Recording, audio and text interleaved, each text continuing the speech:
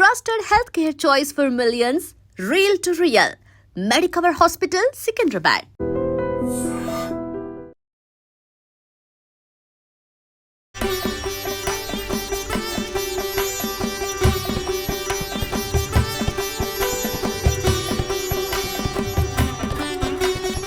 ప్రాంగణమే చూడండి రమ్మగారు ఎంత పెద్దగా అంటే విశాలంగా అనిపిస్తోంది. అదే రథం బాగుంది చూడు, ముచ్చట అంటే బాగుంది, చాలా బాగుంది. అంటే ఊరేగింపులకి వాడతారు కాబోలు రమ్మగారు. హనుమాన్ కొబ్బరికాయలు కొట్టే ప్లేస్, ఆంజనేయ స్వామిని పెట్టారు చక్కగా ఆరెంజ్ కలర్. ఆలయం చాలా పురాతనమైంది రమ్మగారు, 430 సంవత్సరాల పైబడిందేనట.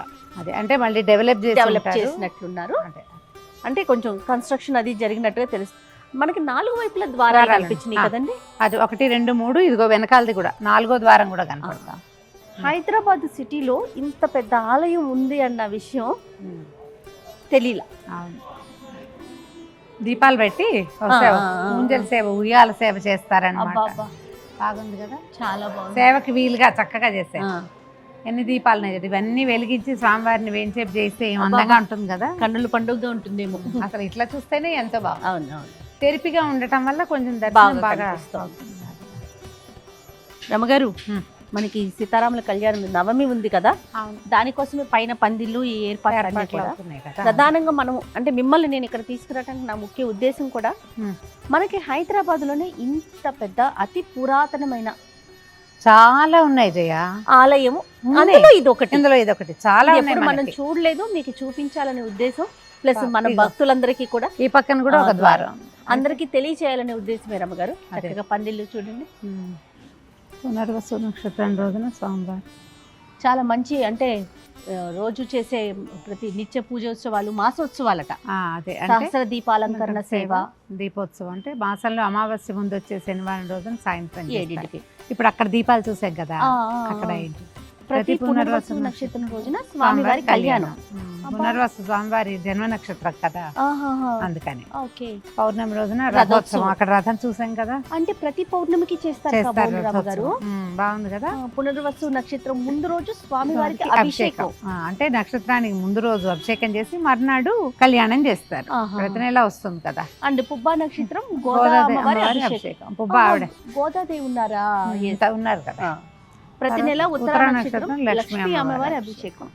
నెలకొకసారి అభిషేకాలు, అంటే మామూలుగా రోజువారీ అభిషేకాలు అర్చనలు ఉండుంటాయి. ఇది ప్రత్యేకంగా నక్షత్రం రోజున చేస్తే విశేషం కదా.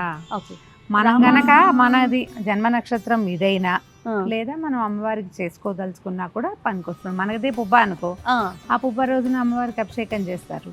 అది ఇంకా కొంచెం విశేషంగా జరుగుతుంది అన్నమాట, మనకి మంచిది. గోదా అమ్మవారి పుబ్బ నక్షత్రం, లక్ష్మీదేవి ఉత్తర. ఓకే, కాదు రమ్మగారు. రామాలయం అనగానే రామ్ పరివార్ని మనం అనుకుంటాం కదా, కానీ ఇక్కడ మనం గోదాదేవి లక్ష్మీ అమ్మవారు కూడా ఉన్నట్లుగా తెలుస్తా ఉంది. సో ఈ చరిత్ర అంతా కూడా నేను మళ్ళీ వింటాను, ఒకసారి మనం దర్శనం చేసుకొని వచ్చేద్దాం.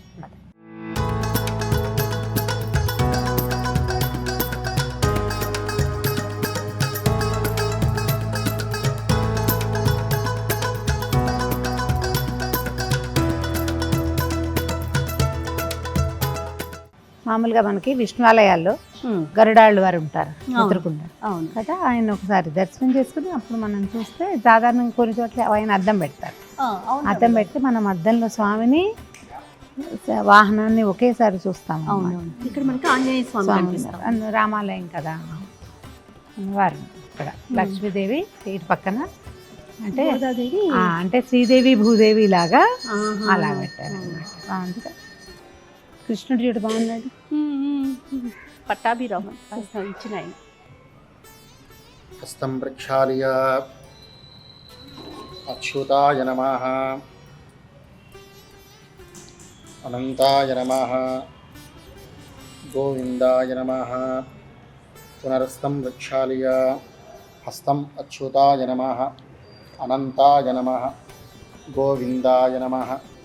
పునరస్తం ప్రక్షాళయ కేశవాయ నమః, నారాయణాయ నమః, మాధవాయ నమః, గోవిందాయ నమః, విష్ణవే నమః, మధుసూదనాయ నమః, త్రివిక్రమాయ నమః, వామనాయ నమః, శ్రీధరాయ నమః, ఋషికేశాయ నమః, పద్మనాభాయ నమః దామోదరాయ నమః సంకర్షణాయ నమః వాసుదేవాయ నమః ప్రద్యుమ్నాయ నమః అనిరుద్ధాయ నమః పురుషోత్తమాయ నమః దోక్షజాయ నమః నారసింహాయ నమః అచ్యుతాయ నమః జనార్దనాయ నమః ఉపేంద్రాయ నమః హరయే నమః శ్రీకృష్ణాయ నమః పూర్వోక్తే వందన విశేషణ విశిష్టాయామస్యాం హృదౌ అస్య భక్తస్య దాసవర్గస్య గోత్రోద్భవస్య హరితస గోత్రోద్భవస్య చెన్నమల్లేశ్వర శర్మ చిన్నమల్లేశ్వర శర్మనామధేయస్య ధర్మపత్న్యాః సహ కుటుంబానాం సహ బాంధవానాం అసితమానస్య గోత్రోద్భవస్య బయటిపల్ల గోత్రోద్భవస్య జయప్రకాశ్ నామధేయస్య సహ కుటుంబానాం సహ బాంధవానాం క్షేమస్వైర్యజయాభయారోగ్యైశ్వర్యాభివృద్ధ్య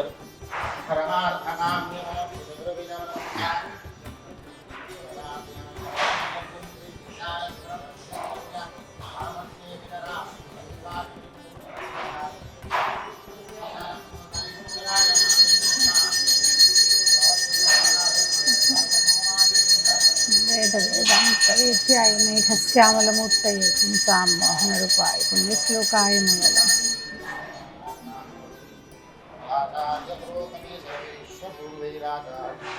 సత్కృతాయ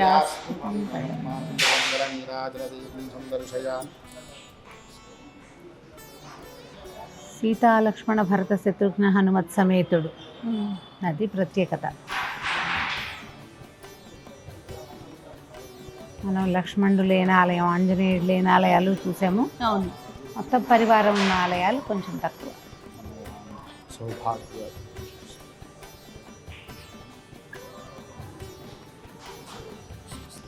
కాలమృత్యులగ్నం సర్వవ్యాసం శ్రీరామ్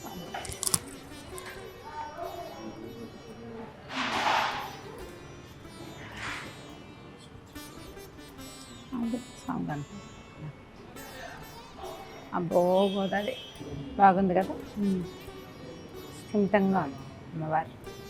రామానుజులు కూడా ఉన్నారు చూడు. రామానుజులు ఇంకా మనవాళ్ళ మునయ్య ఉంటారు. అదే మాకు ఇద్దరు పన్నిద్దరు ఆళ్వార్లలో ముగ్గురు ఆళ్వార్లను కూడా వెంచేపు జయించారనమాట లోపల. రామానుజులు, ఆయనేమో మన ఏమంటారు విష్ణు చిత్తులు, అమ్మవారి తండ్రి గోదాదేవి తండ్రి విష్ణు చిత్తులు. కొన్ని దేవాలయాల్లో అమ్మవారితో పాటు విష్ణు చిత్తులను కూడా పెడతారు, ప్రతిష్ఠ చేస్తారు. పెదవులు అవి, కళ్ళు అవి కూడా ఎంత బాగుంది ముచ్చటగా. ఆ ముఖ్యర వల్ల మరి ముద్దు.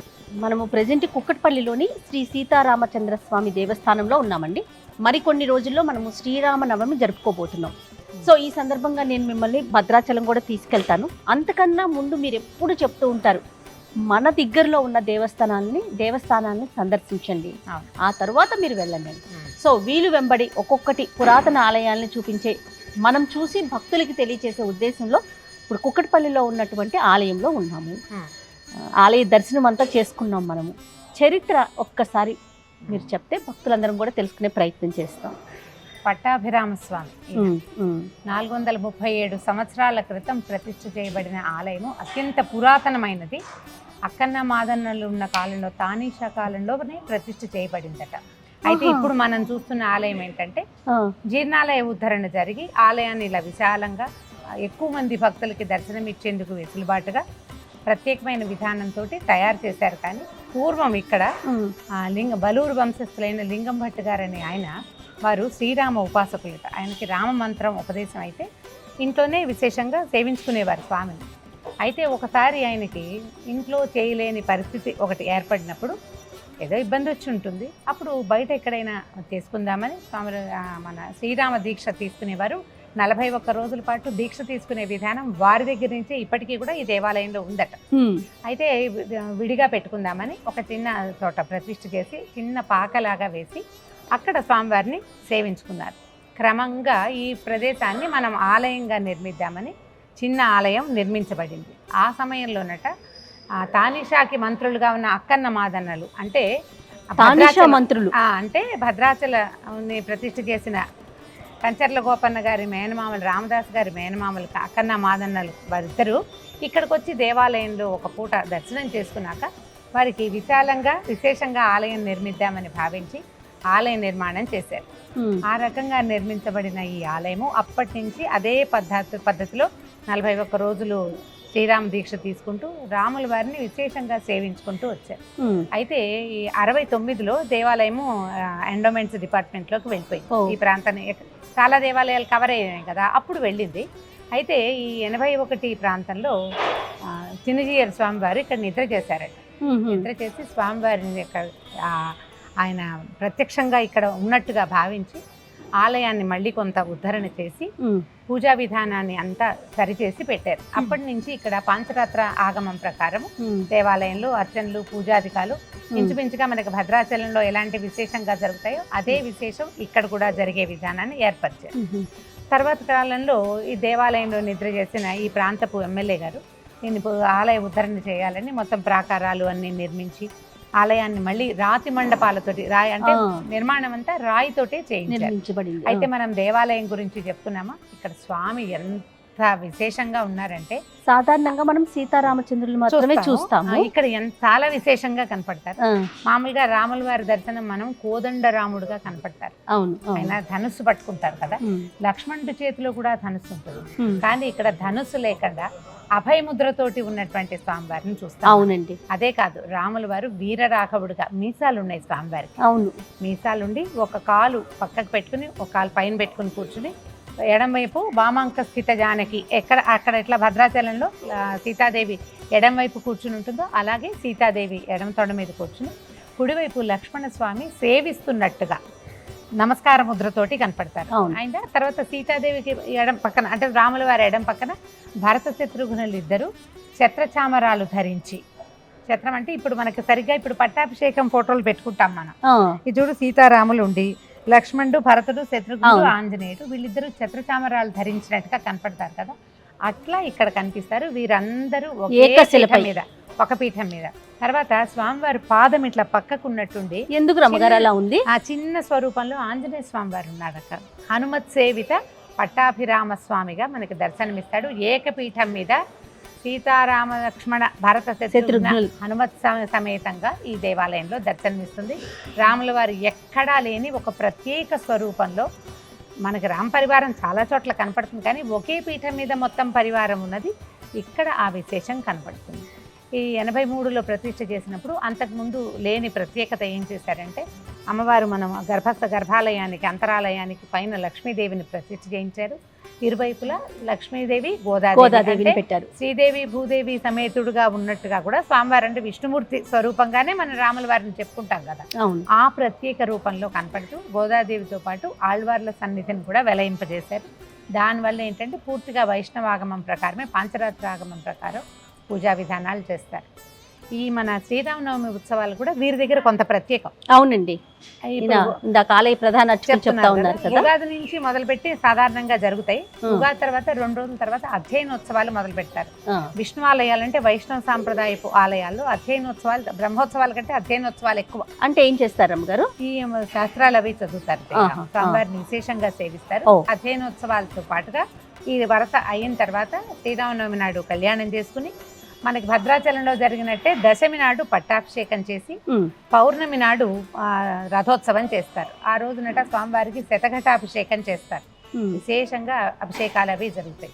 దేవాలయంలో జరిగే ప్రతి కార్యక్రమము విశేషంగానే కనపడుతుంది. ధనుర్మాసం ఇంకా విశేషంగా చేస్తారు. అమ్మవారికి సారి పెడతారట. గ్రామంలో ఉన్న 400 కుటుంబాల వాళ్ళు అమ్మవారికి సారి సమర్పిస్తారు. ఎందుకంటే గోదాదేవిని కూడా ప్రత్యేకంగా కొలువు తీశారు కదా, అందువల్ల ధనుర్మాసంలో చాలా విశేషంగా ప్రత్యేకంగా కనపడుతుంది. ఆ రకంగా ఈ దేవాలయం ముందుకెళ్తుంది. మనం ఏంటంటే కుకట్పల్లిలో ఎక్కువ దూరం కాదు, మెయిన్ రోడ్ నుంచి 5 నిమిషాల దూరంలో 430 సంవత్సరాల నాడు ప్రతిష్ఠ చేయబడి, అంటే ఒక వంశస్థులు లింగం భట్ గారు ఆయన పూజించినటువంటి స్వామిని ప్రతిష్ఠ చేసి ప్రజల కోసం ప్రత్యేకమైన అవకాశాన్ని మనందరికీ కూడా ఇచ్చారు. ఇన్ని సంవత్సరాల నుంచి మనం హైదరాబాద్లో చుట్టుపక్కల చాలా దేవాలయాలు ఉన్నాయి, ఎన్నో పురాతనమైనవి. ఈ 400-500 సంవత్సరాల నాడు నిర్మింపబడిన దేవాలయాలు ఎన్నున్నాయో అందులో ఇది ఒక ప్రత్యేకమైన ఆలయము. స్వామివారి దర్శనము అన్ని ఆలయాల కంటే భిన్నంగాను విశేషంగాను కనపడుతుంది. కాబట్టి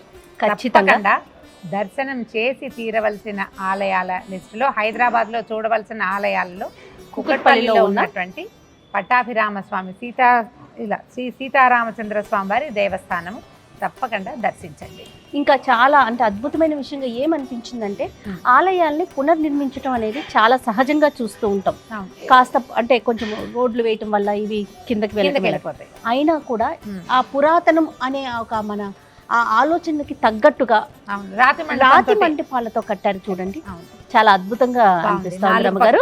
ద్వారాలు కూడా చతుర్మధ్యంగా కరెక్ట్ గా స్క్వేర్ గా ఉంది దేవాలయం. దానివల్ల ఏంటంటే చుట్టూ అన్ని చోట్ల మనకి దీపాలంకరణ జరగటానికి, యాగశాలకి, తర్వాత స్వామివారిని ఊరేగింపుకి కూడా ప్రతి పౌర్ణమికి దేవాలయంలో ఒక ఊరేగింపు రథోత్సవం లాంటిది చేస్తారు. వాటన్నిటికీ వెసులుబాటుగా ఉండేలాగా చక్కగా నిర్మించుకున్నారు.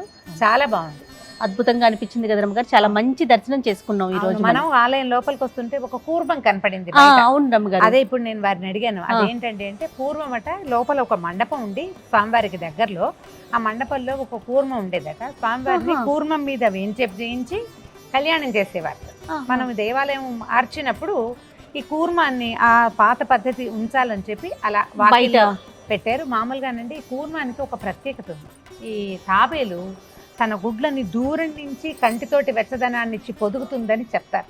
దూరం నుంచి రక్షించుకుంటుంది. ఇప్పుడు భగవంతుడు ఎక్కడో ఉండి మనని రక్షిస్తాడు, అది తెలిసేలాగా కూడా ఈ కూర్మం కనపడుతుంది అనమాట. చక్కగా స్వామివారికి ఎదురుగుండా ఆంజనేయ స్వామిని పెట్టారు. మామూలుగా మనకు కనిపిస్తారు కదా, అవునవును. ఆంజనేయ స్వామి కూడా లక్షణంగా ఎంత ముచ్చటగా ఉన్నారు. అసలు అమ్మవారు అయితే లక్ష్మీ అమ్మవారు మహా బాగున్నారు, గోదాదేవి అయితే తల్లి ముచ్చటగా ఎంత కుదిమట్టసంగా చాలా అందంగా ఉన్నారు. అవకాశం ఉన్న వాళ్ళందరూ కూడా తప్పకుండా దర్శనం చేయండి. శ్రీరామనవమి లోపలే పరిగెత్తుకుని రాలేకపోయినా అసలు చూడవలసిన దేవస్థానాల్లో ఈ సీతారామచంద్ర స్వామి దేవస్థానాన్ని కూడా ఒకటిగా చేసుకోవచ్చు. తప్పకుండా రమ్మగారు. అతి పురాతన ఆలయాల్ని మనం ఐడ్రీమ్ ప్రేక్షకులకి అందించే ప్రయత్నం చేద్దాం వీలు వెంబడి. శ్రీమన్నారాయణ ఆపదామపహర్తారం దాతారం సర్వసంపదాం లోకాభిరామం శ్రీరామం భూయో భూయో నమామ్యహం. జై శ్రీమన్నారాయణ.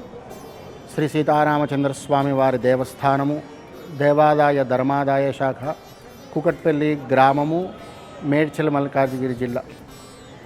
ఈ ఆలయము సుమారు 437 సంవత్సరాల పూర్వం నుంచి కలిగినటువంటి ఆలయము. వలూరి వంశస్థులు లింగం భట్టు గారు అనేటువంటి వారు ఇక్కడ రామనామ ఉపాసకులుగా ఉండేటువంటి వారు ప్రతి సంవత్సరం కూడా శ్రీరామనవమి నవరాత్రులు చేస్తూ వారు ఈ స్వామివారికి ఈ ఉత్సవాన్ని చేయాలని సంకల్పించుకున్నారు. అలా వారి ఇంట్లో చేస్తున్నటువంటి ఈ యొక్క 9 రోజుల ఉత్సవం మొత్తం కూడా గ్రామస్తులందరినీ కూడా కలుపుకొని చేసుకోవాలని చెప్పి ఇప్పుడు ఈ ఆలయం ఉండేటువంటి స్థలంలో ఒక పాకను నిర్మించుకొని ఇక్కడ ఈ వసంత నవరాత్రులు చేస్తూ ఉండేటువంటి వారు. అలా కాలక్రమేణా తానీషా ప్రభుల యొక్క హయాంలో అక్కన్న మాదన్నలుగా ఉన్నటువంటి వారు ఈ ఆలయాన్ని వారి యొక్క హయాంలో నిర్మించినట్టుగా మనకి ప్రశస్తి అన్నమాట. అలా ఇక్కడ ఉండేటువంటి స్వామికి ఆరాధనలన్నీ కూడా జరుగుతూ కొంతకాలానికి ఇక్కడ ఒక గ్రామ ఆచారంగా అంటే ఎవరైనా మరణిస్తే 13వ రోజు నిద్ర చేస్తూ ఉంటారు మనకి చాలా మటుకు. అలా నిద్ర చేసేటువంటి సమయంలో ఈ ఆలయంలో నిద్ర చేస్తూ ఈ ఆలయం యొక్క వైభవాన్ని మొత్తం కూడా మన స్థానిక ఎమ్మెల్యే గారు మాధవరం కృష్ణారావు గారు వారి నాన్నగారు పరంపరించినప్పుడు ఈ ఆలయంలో నిద్ర చేసి ఇంత గొప్ప చరిత్ర కలిగినటువంటి ఆలయము ఇలా శిథిలావస్థలో ఉండడం అనేటువంటిది సరికాదు అని చెప్పి 2017వ సంవత్సరంలో ఇక్కడ ఉండేటువంటి గ్రామస్తులందరినీ కూడా కలుపుకొని దేవాదాయ శాఖ అధికారులను కలుపుకొని ఈ యొక్క ఆలయాన్ని పునర్నిర్మాణం చేయాలని చెప్పి సంకల్పించారు వారు. అలా సంకల్పించి 2017వ సంవత్సరంలో ఈ ఆలయానికి శంకుస్థాపన చేసి ప్రాకారాన్ని మొత్తం కూడా నిర్మించారు మహావైభవంగా పంచతల రాజగోపురంతో సహా. తర్వాత లోపడుండేటువంటి ఆలయము కిందికి అవ్వడం చేత దీన్ని కూడా వైభవంగా పునర్నిర్మాణించాలని చెప్పి 2019వ సంవత్సరంలో ఈ గర్భాలయానికి శంకుస్థాపన చేసి మరలా ఈ యొక్క ఆలయాన్ని నిర్మింపజేశారన్నమాట. 2022వ సంవత్సరంలో శ్రీ శ్రీ శ్రీ త్రిదండి చినశ్రీమన్నారాయణ రామానుజ జీయర్స్వామి వారి యొక్క కరకమలముల చేత శ్రీ మాధవరం కృష్ణారావు గారి యొక్క ఆధ్వర్యంలో మహావైభవంగా ఈ యొక్క ప్రతిష్టని మనకి నిర్మింపజేశారన్నమాట. ఇక్కడ ఉండేటువంటి స్వామి మనం ఎక్కడైనా కానీ రామచంద్రస్వామిని చూస్తే ధనుర్బాణాలు ధరించి ఉంటాడు స్వామి. కానీ ఇక్కడ ఉండేటువంటి స్వామి ధనుర్బాణాలు ధరించకుండా స్వామి అభయహస్తంతో ఎలా అయితే మనకి రామాయణంలో చెప్పినట్టుగా దక్షిణే లక్ష్మణోయస్య వామేచ జనకాత్మజ పురతో మారుతిర్యస్య తం వందే రఘునందనం అని అంటారు. ఒకే పీఠం పైన మొత్తం పరివారం అందరూ కూడా కలిసి ఉంటారన్నమాట. మధ్యలో రామచంద్రుడికి ఎడమ భాగం పైన తొడపైన సీతా అమ్మవారు, దక్షిణ భాగంలో లక్ష్మణస్వామి నమస్కారం చేసుకొని ఉంటాడు. స్వామికి ఎడమ వైపున మరలా భరత శత్రుఘ్నులు అందరూ కూడా ఒకే పీఠం పైన కలిగి ఉంటారన్నమాట మనకి ఈ ఆలయంలో. ఈ ఆలయంలో మనకు పునర్నిర్మాణం జరిగిన తర్వాత నుంచి ప్రతిరోజు కూడా స్వామివారికి ఉదయ ఆరాధన కార్యక్రమాలు, ప్రతి పునర్వసు నక్షత్రం రోజు స్వామివారి యొక్క తిరుకళ్యాణ మహోత్సవం, ప్రతి పౌర్ణమి రోజు స్వామివారి యొక్క రథోత్సవం ఇక్కడ కలిగి ఉంటుంది. పుబ్బా నక్షత్రానికి గోదా అమ్మవారికి అభిషేకాలు, ఉత్తరా నక్షత్రానికి మనకి లక్ష్మీ అమ్మవారికి అభిషేకాలు ఇవన్నీ కూడా కలిగి ఉంటాయన్నమాట. ప్రతి మాసంలో చివరి శనివారం అంటే అమావాస్యకి ముందు వచ్చేటువంటి శనివారం రోజున స్వామికి సహస్ర దీపాలంకరణ సేవ మనము ఇక్కడ నిర్వహింపచేస్తామన్నమాట. ఇక్కడ ప్రత్యేకంగా ధనుర్మాసోత్సవాలు చాలా వైభవంగా జరుగుతాయి. ఈ గ్రామంలో ఉండేటువంటి సుమారు ఒక 300 నుంచి 400 మంది ఆడపడుచులందరూ కూడా ఉదయాన్నే ఇక్కడ 5 గంటలకల్లా చేరుకొని తిరుప్పావై సేవాకాలాలు చేస్తూ ఈ ధనుర్మాసం నెల రోజులు కూడా అత్యంత వైభవంగా ఇక్కడ స్వామివారికి ధనుర్మాసోత్సవంలో నిర్వహింపబడుతూ ఉంటాయన్నమాట. అలా మనకి ఈ ఆలయంలో స్వామివారు కుడివైపున లక్ష్మీ అమ్మవారి సన్నిధి, స్వామివారికి ఎడమ వైపున ఆండాల్ ఆల్వారు సన్నిధులు ఇవన్నీ కూడా మనకి కలిగి ఉంటాయి. అమ్మ అనుగ్రహం ఉంటేనే భగవంతుని మనం పొందగలుగుతామని చెప్పి 1983వ సంవత్సరంలో రుధిరోద్గారి సంవత్సరంలో శ్రీ శ్రీ శ్రీ త్రిదండి చినశ్రీమన్నారాయణ రామానుజ చినయ్యర్ స్వామివారు మనకి ఈ లక్ష్మీ అమ్మవారి సన్నిధి, ఆండాల్ ఆల్వారు సన్నిధులు 2 కూడా ఇక్కడ మనకి ప్రతిష్ఠింపజేశారు. జై శ్రీమన్నారాయణ.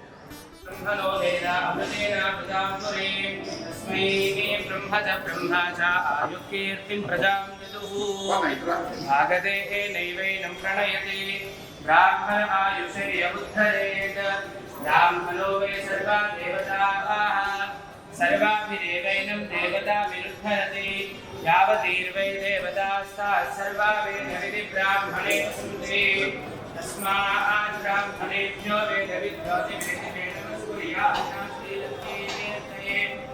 एता एव देवताः प्रीणन्ति पर्याप्य अनन्तरायाय सर्वस्तोमोदिराश्वमुक्तमहर्भवति सर्वस्याप्ति सर्वस्यैत्ये सर्वमेव धेया आप्नोति सर्वं जयति शतन्देव शरदो वर्धमानैत्य विनिगमो भवति शतमिति शतं धेयेत्थमाय मरुदहेन वर्धयन्ति शतमेनमेव शतात्मानं भवति शतमनन्तं भवति शतमैश्वर्यं भवति शतमिति शतं दीर्घमायुः शतमानं भवति शतायुः पुरुषः शतेन्द्रिय आयुष्येवेन्द्रिये प्रतिष्ठति.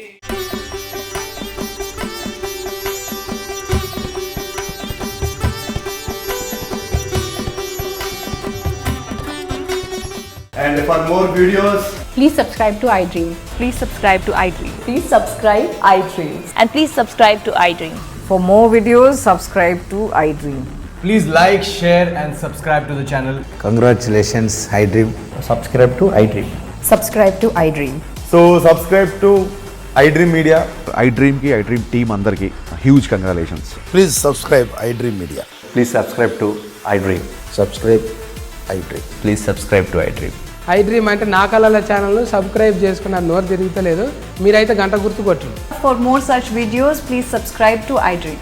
Subscribe to iDream. Please subscribe to iDream. Please subscribe iDream Media. Please do subscribe to iDream. Please subscribe to iDream Media. For best entertainment and information, please subscribe iDream. And don't forget to subscribe to iDream.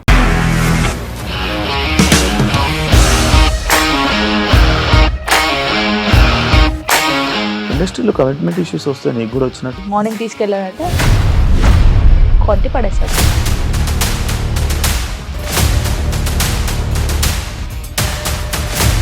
ఒక్కళ్ళు కూడా చూడలేదు ఈ cinema అని చెప్పడానికి కూడా చాలా ధైర్యం కావాలి. అది నిజం కదా, దాంట్లో ధైర్యం ఏంటి? ఇది నెక్స్ట్ డే ప్లేట్ మార్చేస్తే తప్పు కదా. As of now we are comfortable this అని నేను అనుకుంటున్నాను. రష్మిక గారిది మీది ఒకే ఊరంట కదా. నీకు కోపం వచ్చిందంటే బాగా తిట్టేత్తరా? తిట్టేద్దామండి. నిజంగా గేమ్ ని ఎలా చేంజ్ చేయగలిగారు? ఏపీఎస్ఎఫ్సి వాళ్ళకి 6 నెలల్లో నేను 6 లక్షలు కట్టా. బిజినెస్ చేయాలనుకుంటే it is as difficult as riding a tiger.